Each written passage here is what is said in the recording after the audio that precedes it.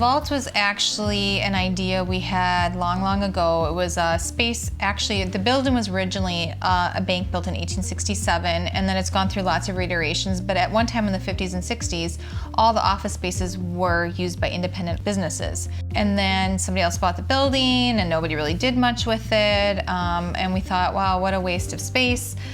So there was actually a group of people who've all graduated to bigger and better things who said, we'll come in and we're gonna make it a collective, kind of a co-op, and we want to turn it into entrepreneurial space. In about 2 years, everybody's businesses grew and got bigger, and they all moved out, and they kept finding people to put in. I know an entrepreneur who needs a space. I knew a person who needs a space. We have entrepreneurs.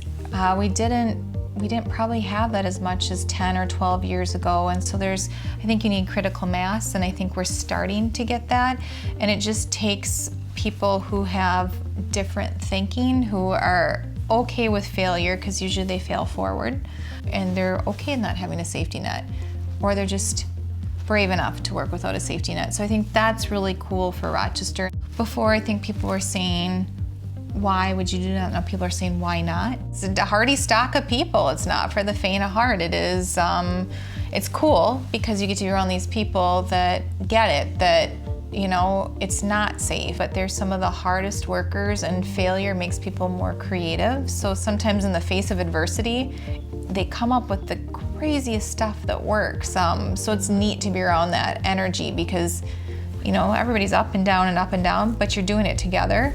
The Mayo Clinic Business Accelerator is an entrepreneurial space where young startups can come and do the first steps within their business. Typically, we get a lot of physicians and scientists that have an idea and come here to validate those concepts, but not only they get started here, they can grow to up to having 4 to 6 to 8 people, and at that point normally is when they graduate into the community.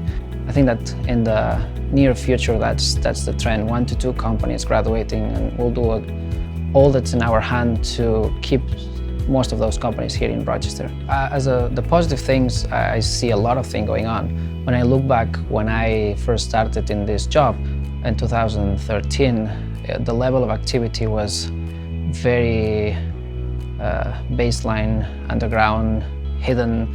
Now it's front and center, and a lot of things are happening. What's holding it back? I think the culture is still something we have to overcome, but I'm optimistic. We'll get to there, and we don't have to convert everyone in that culture. We just have to convert some of them to the new culture. We're also about to launch an angel fund, which should be operational within a month, and I think that's going to be another thing that's going to supercharge what we do in Rochester, and hopefully keeps us next year in the top 50 best places to be an entrepreneur, perhaps higher up in the list. So the Rochester Area Foundation serves the community, the Rochester and the 7 counties around it, in 3 main ways.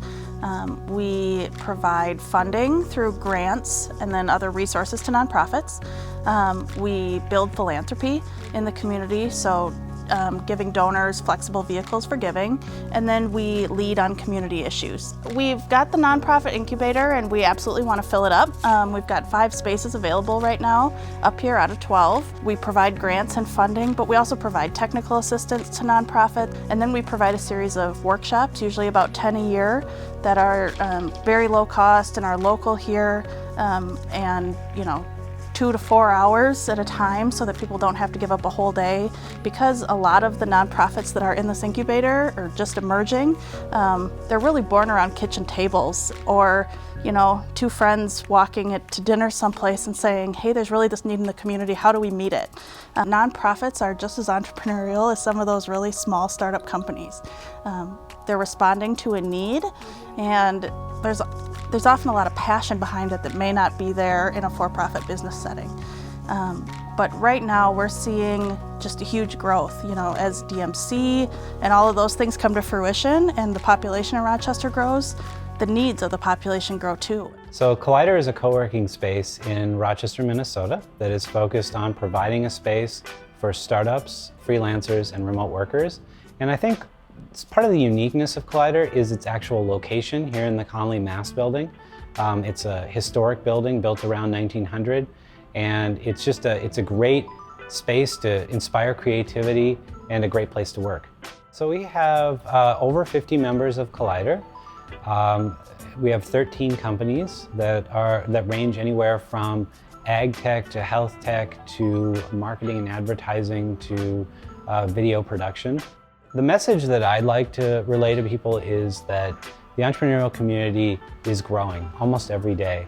And that's a really, really positive thing that I think will have tremendous impact here as we look at initiatives like Destination Medical Center.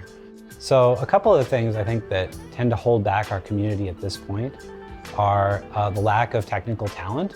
What we need to do is try to grow the base here to incentivize those people to come here and to help create those companies here in Rochester. I think the third thing is we don't have the funding base here. We don't have a lot of venture capital firms flooding into Rochester. And I think that over time, as we see the rise of the new angel fund here and other opportunities, we're going to see a lot more interest in Rochester. But I think a key to solving that is essentially talking more about ourselves, getting ourselves on those people's radars. And I think that that's going to be a win-win for everybody. So in 5 years, I'd really like to see a vibrant community of entrepreneurs and start the startup culture here in Rochester, not just in medicine, but in tech, in services, in a bunch of amazing areas that I think we're uniquely positioned to take advantage of.